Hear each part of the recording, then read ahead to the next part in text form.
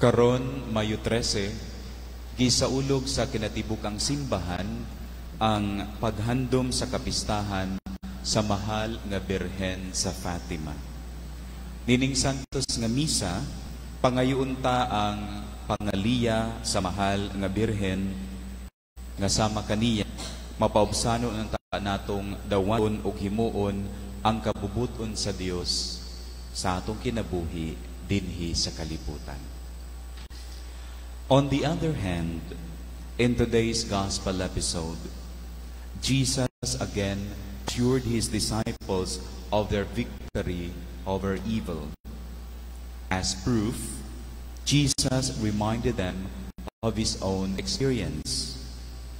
He had conquered the world even after he was hated, rejected, tortured, humiliated, and killed. Waya na'y mas mulabaw pa sa mga kasakit ni Jesus nga mahiaguman sa iyang mga tinunan. Mao nga, ang pagmatuo Jesus naghatag og kalig-on sa pagtuo og inspirasyon ngadto sa mga apostoles sa ilang pagsangyaw sa maayong balita sa kaluwasan.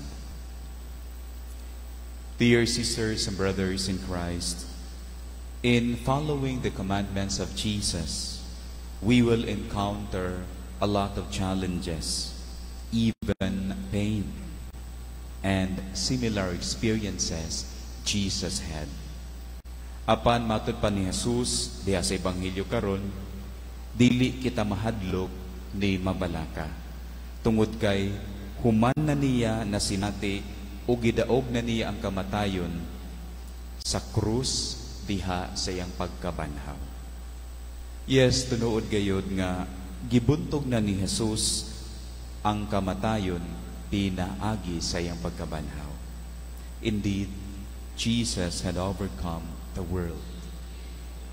Sa katapusan mga igsoon, nindot kini nga pahinumdom ni Jesus alang kanatong tanan diin iya nakitang gipasdan-andaan sa posible nga mga kalisdanan nga ato unyang maagian kung kita magmatinud-anon sa pagtuman sa iyang mga kasuguan.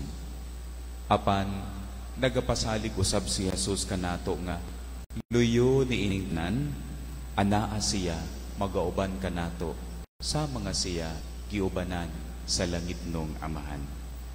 O anaapod ang mahal nga Birhen sa Fatima nga atong sumbanan sa pagkamatinud-anon sa kabubuton sa Dios.